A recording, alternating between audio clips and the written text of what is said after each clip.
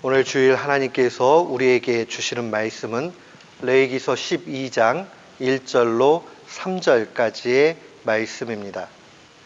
레위기 12장 1절로 3절 말씀.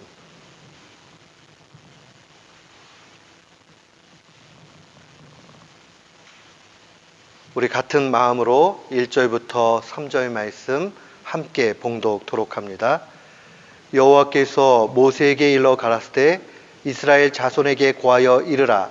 여인이 잉태하여 남자를 낳으면 그는 7일 동안 부정하리니 곧 경도할 때와 같이 부정할 것이며 제8일에는 그 아이의 양피를 벨 것이요. 아멘.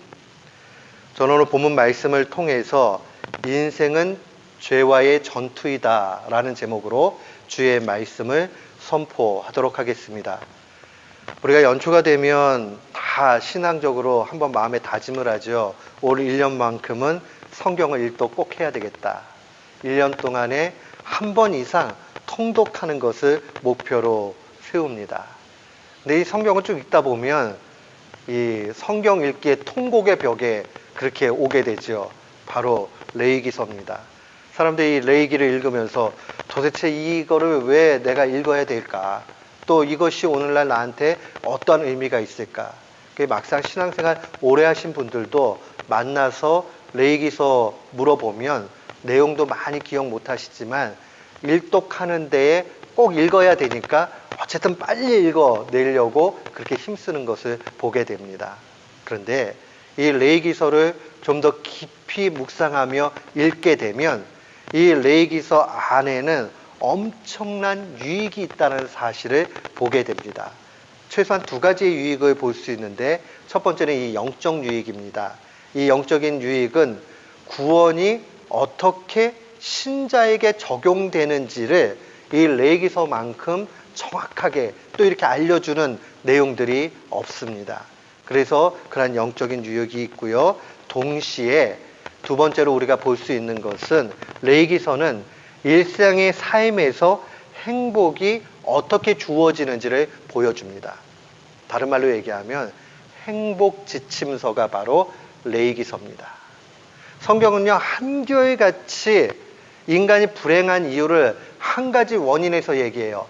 뭐 태어나기를 잘못 태어났다, 아니면은 뭐 사나워서 이렇다, 뭐 이런 얘기를 하는 게 없어요. 성경은 오직 한 가지, 우리가 행복하지 못한 이유는 죄 때문에 그렇다는 것을 알려줍니다.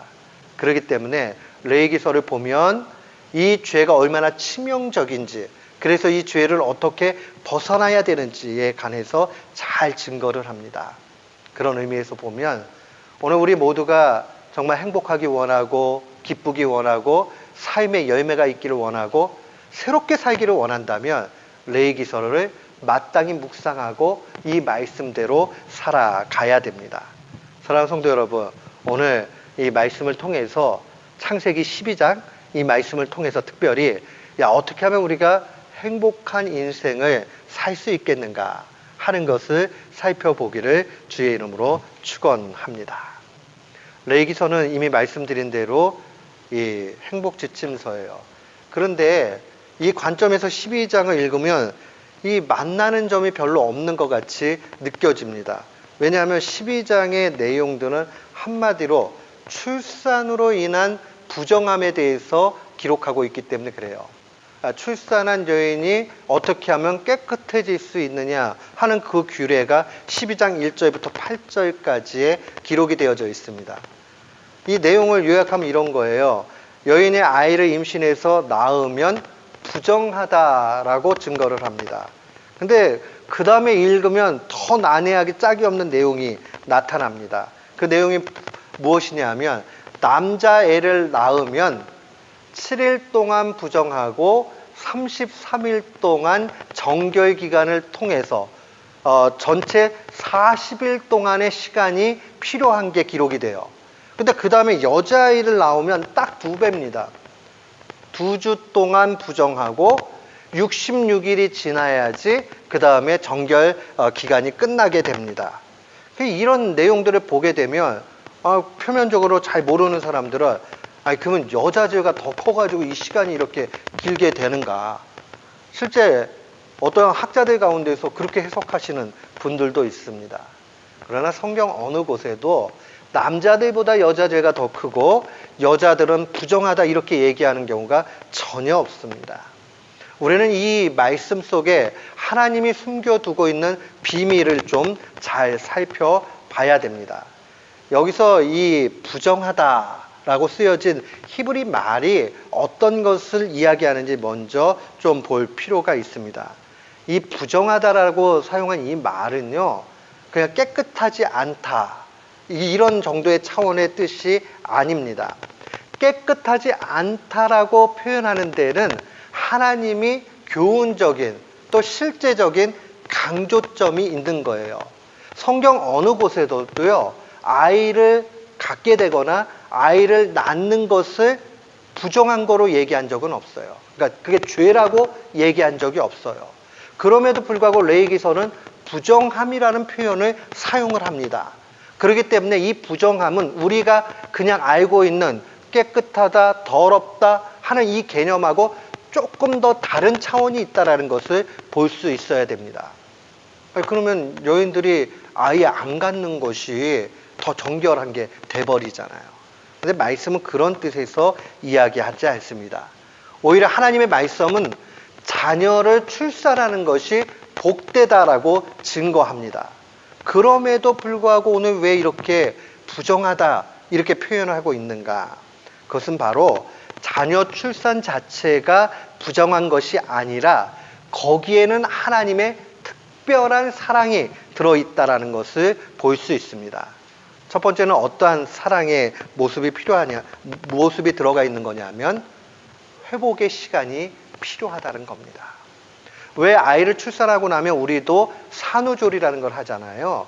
그런 것처럼 부정하다라는 말을 통해서 강제성을 가지고 다른 일들을 하지 못하고 이 몸을 보호하고 신생아를 보호하는 일에 더 집중하도록 그렇게 만들고 있는 겁니다. 그러니까 우리가 이 레위기 12장에 나와 있는 이 여인이 부정해진다라고 얘기하는 이 말이 부정적인 의미로 보면 안 돼요. 강제 조항으로 어떻게 하든지 하나님께서 이 회복시키는 그 시간들을 준다 하는 것을 기억해야 됩니다. 강제 조항이니까 결국은 이 정해지기까지 무조건 이 정결 기간들을 채워야 된다는 것을 의미하는 거예요. 그러니까 내가 바쁘고 힘들고 그러니까 뭐 이 상황들 속에서 일을 해야 되고 뭘 해야 되고 그렇게 못하도록 규정되어져 있는 거예요. 그러니까 여기에 하나님의 사랑이 얼마나 깊이 들어가 있는가 보십시오. 분명하게 이 기간들을 통해서 여인의 출산이 얼마나 복된가, 그러기 때문에 마땅하게 쉬어야 된다는 것을 알려줍니다. 또한 이 정결 기간을 통해서 알려주고 있는 것은 사랑하는 자녀에게 가장 필요한 것이 무엇인가 하는 것을 보여줍니다. 그것은 바로 죄의 심각성을 깨닫도록 교육해 줍니다. 이 나중에 뒷부분을 보면 이 속죄제와 번제를 드리는 내용들이 나타납니다. 정결 의식, 정결 제사를 이야기하는 겁니다. 그러니까 죄의 심각성이 얼마나 큰가 하는 것을 처음 교육부터 알려주는 거예요. 부모뿐만 아니라 자녀에게도 이 의식을 통해서 죄가 우리를 이렇게 힘들게 만든다 하는 것을 보여주는 겁니다. 결국 이 레위기서 12장 전체가 우리에게 보여주는 것은 이 부정함이 부정적인 의미에서 더럽다가 아니라 강제적으로 쉬게 만들고 동시에 죄가 얼마나 심각한가 하는 것을 교육적으로 알려주고 있다 하는 것을 놓치지 말아야 됩니다. 그런데 말이에요, 오늘 말씀을 읽으면 우리가 알지만 사내 아이를 낳으면 40일 동안 정결 기간이 필요하고 여인들을 놓고는 80일이라는 아주 긴 시간이 왜 필요한가? 많은 사람들이 이걸 놓고 정말 고민하고 연구를 하고 해봤어요. 그래서 학자들마다 상이한 그러한 의견들이 있습니다. 그런데 먼저 우리가 기억을 해야 되는 것은 여자들에게 2배의 시간들이 더 요구되는 것은 뭐 의학적인 이유가 있거나 그런 데 있지 않습니다. 출산하는 일들이 복되고 여아가 태어났을 때에 그 아이는 또 다른 출산의 준비들이 해야 되니까 더 신경을 써가지고 그 아이들을 돌봐야 된다라는 그런 의미가 있다는 것 기억해야 됩니다. 여자가 남자보다 죄가 2배 많다라는 뜻 결단코 아닙니다. 그들이 약한 존재이기 때문에 더욱 돌봐줘야 된다는 그런 의미가 내포되어져 있습니다. 베드로전서 3장 7절도 이렇게 증거하고 있습니다. 남편들아, 남자들에게 주는 메시지입니다. 남편들아, 이와 같이 지식을 따라 너희 아내와 동거하고 그를 더 연약한 그릇이요 또 생명의 은혜를 함께 이어받을 자로 알아 귀히 여기라고 얘기합니다.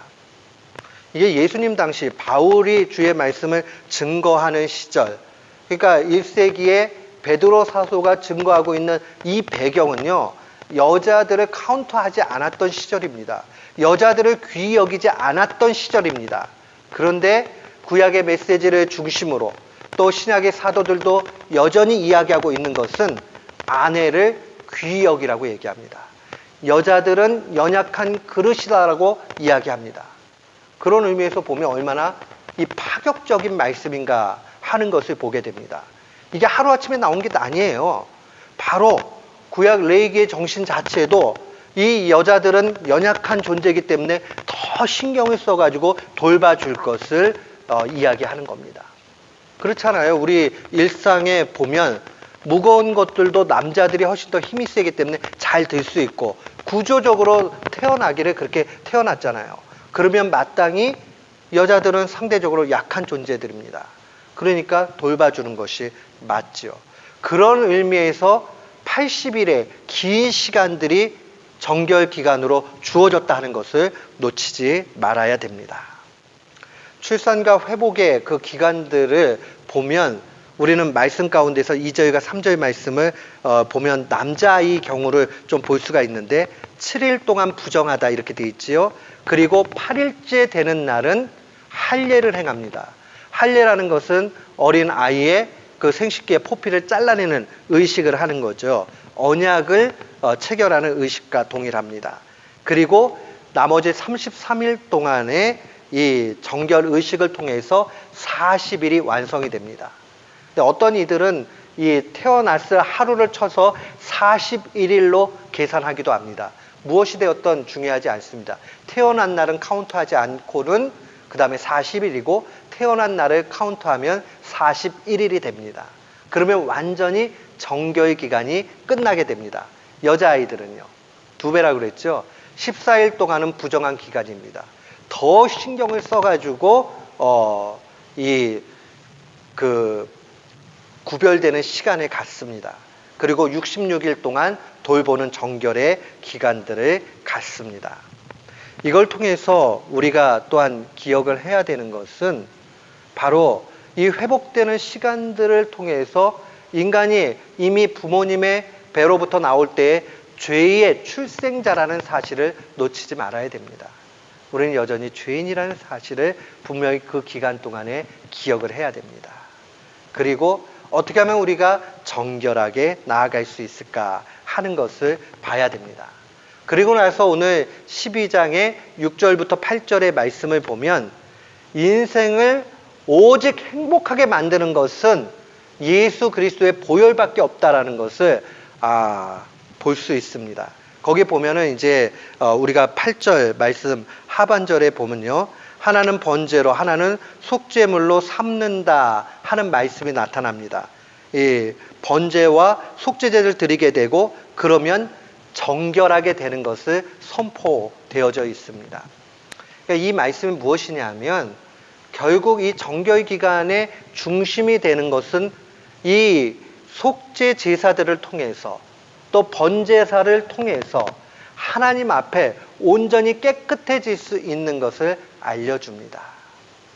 그러니까 우리가 인생의 전 부분들이 인생의 그 모든 것이 압축적으로 축소되어져 있는 것이 바로 6절부터 8절까지의 그 내용들이죠. 인생은 죄 중에 출생이 되었고 결국 그것을 회복할 수 있는 길은 바로 이 하나님 앞에 올바른 예배를 드리는 길밖에 없다는 거예요. 그 올바른 예배는 무엇입니까? 결국 예수 그리스도의 보혈의 능력밖에 없다는 겁니다. 이 구약의 제사가 예표하고 있는 그 내용은 한마디로 예수 그리스도의 보혈이기 때문에 그래요. 번제도 짐승을 잡지요. 피가 흘려져요. 그 다음에 속죄제 역시도 제물을 주님 앞에 바칠 때에 그 피의 제사를 드리게 됩니다. 그러면 이 모든 일들 가운데서 가장 중심이 되는 것은 뭘 나타내는 거냐? 십자가에 죽으신 예수 그리스도의 보혈을 이야기하는 거죠. 사랑하는 성도 여러분, 예수 그리스도 없는 인생은 비참할 수밖에 없어요. 예수 그리스도의 보혈의 능력이 없이 나는 성공하고 얻어지고 뭐하고 그러면 행복해지겠다? 결단코 그러지 않아요. 사람들은 늘 대체물을 만들죠. 그래서 어떻게 하든지 행복하려고 노력해요. 좀 어렵게 지내신 분들은 내 돈 많이 벌면 행복해질 거라고 생각하고 열심히 일을 해가지고 돈을 법니다. 근데 그 돈을 번다고 해가지고 행복 보장되지 않습니다. 또 때때로는 이 부모님의 사랑을 좀 충분히 받지 못하는 환경 가운데 있었던 분들은 내가 내 자식만큼은 정말 사랑을 많이 베풀어 주겠다고 자식 잘 되기를 위해서 인생을 헌신하면서 다 집중을 해가지고 자식한테 모든 것을 다 해줍니다. 근데 거기에 그 만족과 참된 행복이 있지 않습니다. 물론 좀 잘 되고 그러면 조금 위안받을 수는 있어요. 그러나 그것이 인생의 참된 행복이라고 결단코 얘기하지 못합니다. 나중에 여쭤보면요. 나는 남편 위해서, 나는 아내 위해서, 가족 위해서, 나는 자녀들 위해서 헌신하고 났는데 내 자신이 없는데 내가 다시 한번 인생이 주어진다면 그렇게 살고는 싶지 않아요 라고 제가 만나본 대부분의 분들은 그 얘기합니다. 내가 자녀들을 가족을 놓고 헌신하고 희생했기 때문에 난 그것으로 족하다라고 얘기한 분들을 솔직히 거의 본 적이 없어요. 조금은 위안 삼을 수 있어요. 사랑하는 성도 여러분, 우리 그렇다고 보면 여기에 기쁨이 없다라는 것 분명히 알게 됩니다. 그럼 어디에 영원한 기쁨이 있게 되느냐? 어디에 정말 후회함이 없게 되느냐? 바로 예수 그리스도의 보혈을 의지해서, 다른 말로 얘기하면 예수님 잘 섬기고 사는 이곳에 참다운 만족과 안식과 또한 보람과 행복이 있다는 사실을 기억해야 됩니다. 예수님 없는 삶은 안고 없는 찐빵이라고 얘기하잖아요. 그럼 뭔 찐빵이에요? 찐빵은 항상 팥이 있어야 찐빵 아니겠어요? 그래도 사막에 오아시스가 있어야 진짜 사막 아니겠어요? 인생 가운데 예수 그리스도 있어야 참된 행복이 있다 하는 것을 우리 모두가 고백하기를 주님의 이름으로 축원합니다. 아멘. 예수님 계셔야 됩니다. 그래서 예수님이 계시면 우리는 이 가운데 참된 행복을 누리게 됩니다. 그리고 오늘 이 12장 전체가 알려주는 것은 정결 기간을 통해서 정결함으로 나아가야 된다는 것을 강조하고 있습니다. 정결함으로 나아간다는 것, 이 긴 시간 40일이든 80일이든 그 긴 시간 동안에 가만히 있는 것이냐? 그렇지 않아요. 그 시간은 우리를 불안하게 만드는 죄와의 싸움의 시간입니다. 그러니까 전투하는 시간이에요. 그 기간들 속에서 어떻게 하면 죄와 싸우게 될 것인가 하는 것을 우리가 경험하라는 겁니다. 참된 인생의 행복은 바로 예수 그리스도의 능력을 의지하면서 그의 피의 공로를 통해서 죄와 더불어서 계속 싸우는 데 있습니다. 계속 싸워가는 데 있다는 것을 놓치지 말아야 됩니다. 인생은 죄와의 전투입니다. 이 죄와의 전투에서 우리는 행복을 누릴 수 있습니다. 근데 아쉽게도 한국 교회는 이민교회뿐만 아니라 이 부분들을 많이 놓쳤습니다. 옛날 100년 전에 초창기 미국 선교사님들 통해서 복음 받았던 그런 분들은요, 예수 믿고 이걸 기본으로 여겼어요. 삶을 바꿔지는 것을. 그래서 회개한다 그러면 그냥 말로만 회개하는 걸로 끝나지 않았어요. 삶을 완전히 바꾸는 것, 의지적인 변화, 여기까지 갔단 말이에요. 그래서 삶이 변하니 죄와 늘 싸웠습니다. 그러면서 죄와 싸우다가 지쳐서 힘들어지면 야, 이거 죄로, 이거 내가 싸운다고 내 힘으로 안 되는구나 하고 좌절하고 눈물 흘리게 되면 그때 복음이 다가오죠. 그치? 네 힘으로 안 되지. 그런데 예수님의 십자가의 보혈과 십자가의 공로가 다 이루어졌으니 그 믿는 믿음으로 된단다 라고 하면서 참 자유를 얻게 됩니다. 그러면서 또 죄와 싸우면서 그 힘 가지고 그래, 내가 실패했지만 다시 시작해야 되겠구나. 예수님의 보혈의 능력 붙잡고 다시 시작해야 되겠구나 하면서 승리하면서 인생을 나아갔습니다.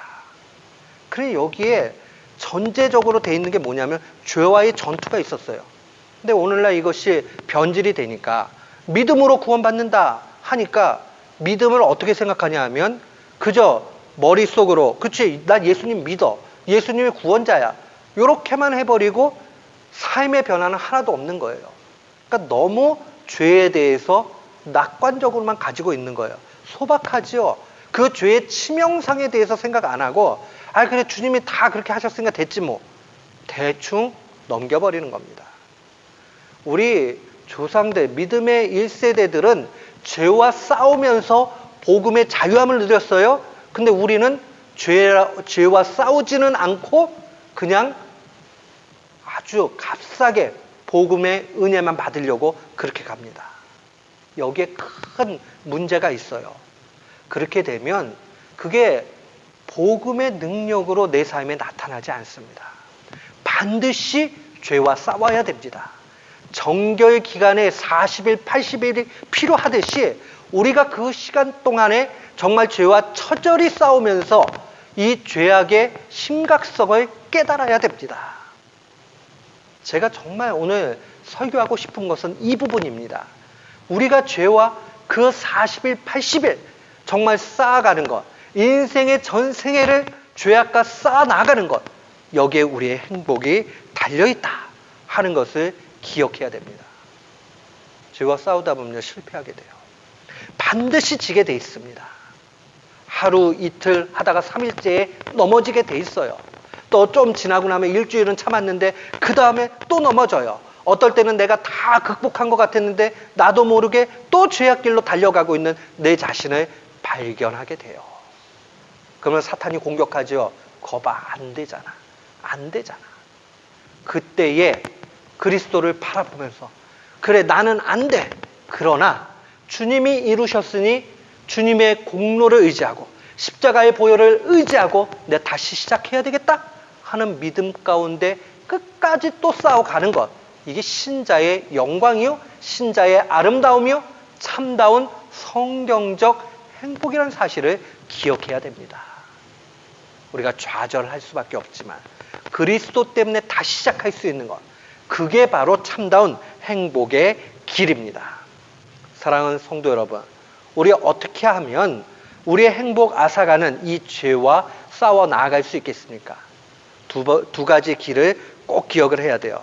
첫 번째 길은 무엇이냐면 예수 그리스도께서 이미 사탄을 이기셨다는 그 승리를 날마다 묵상해야 됩니다.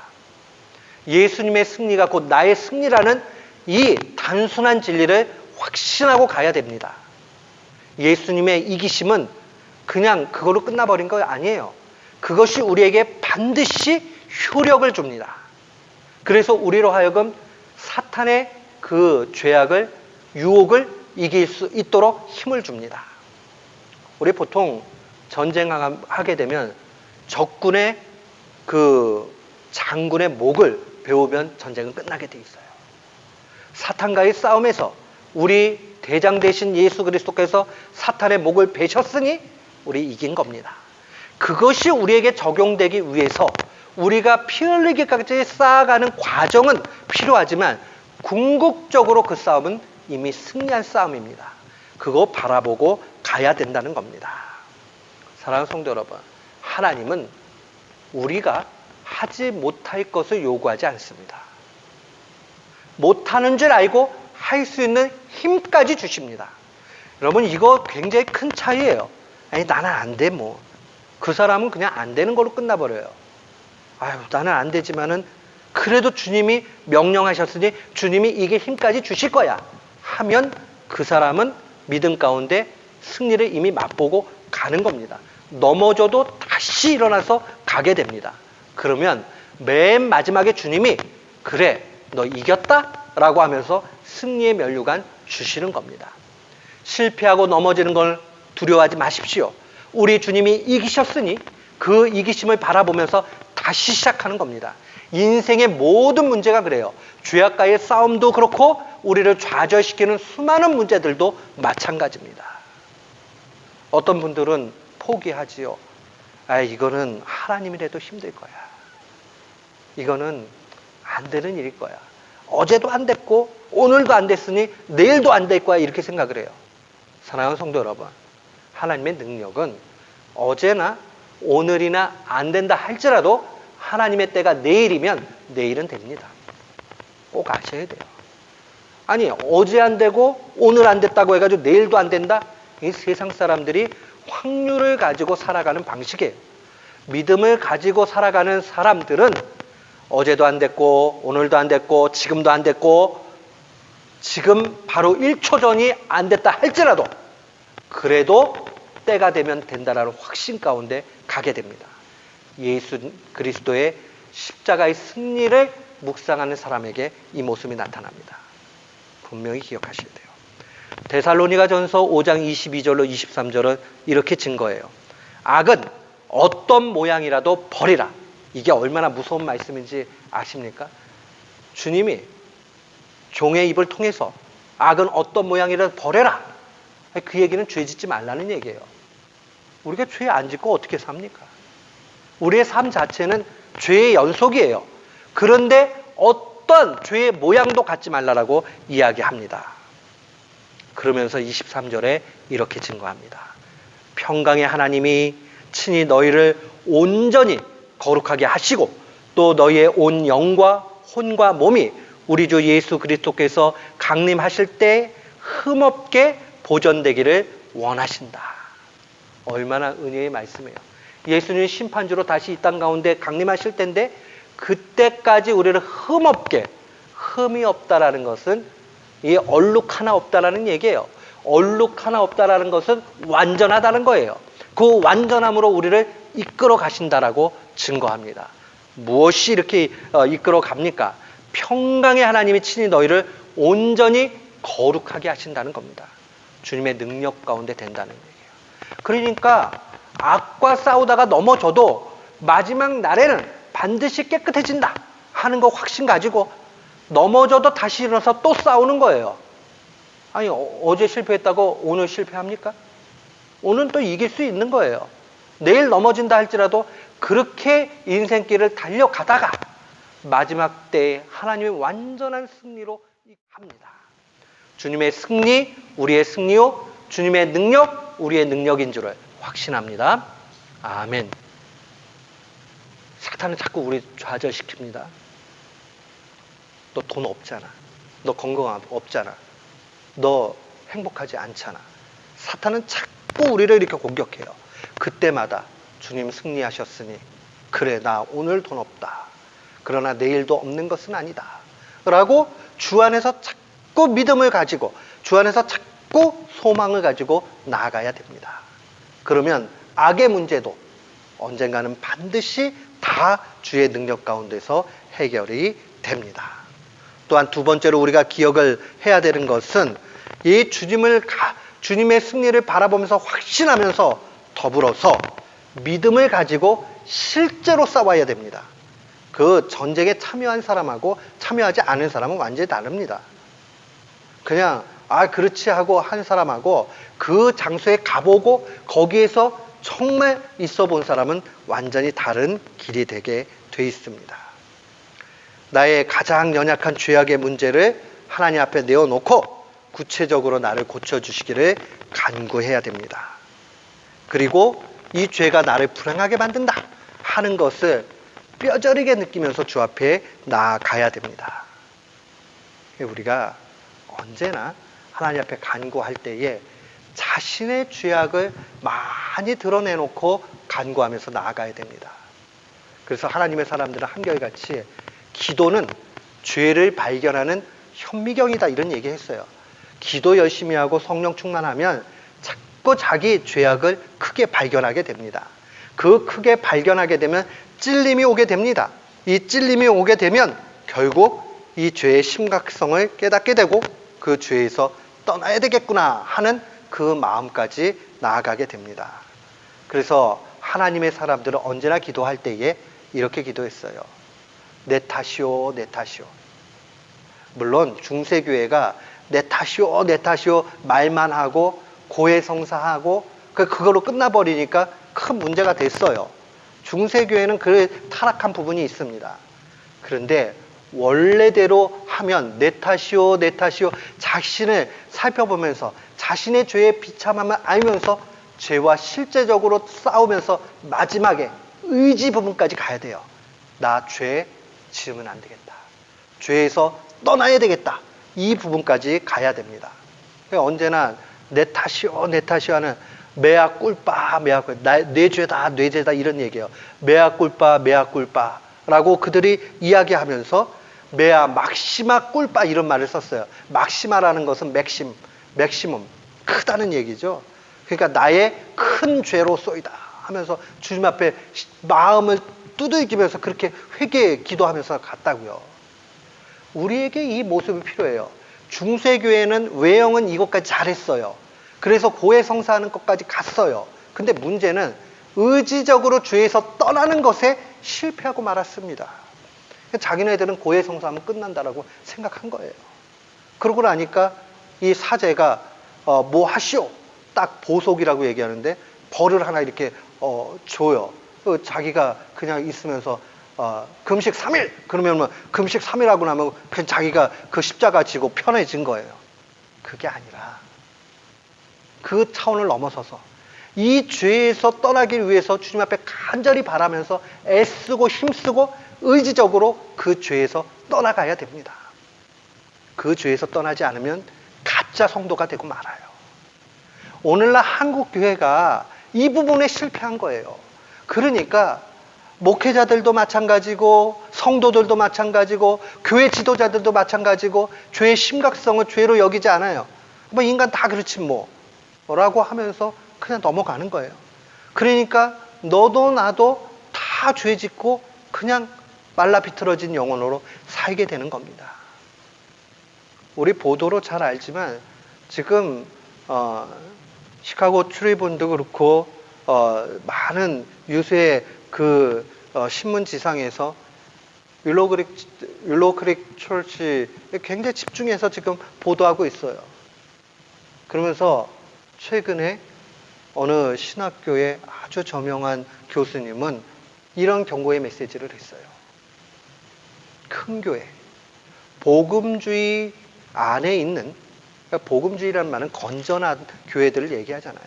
건전한 교회 안에 있는 이 메가철치의 지도자들을 조심하라, 검증해야 된다, 이 정도까지 얘기를 합니다.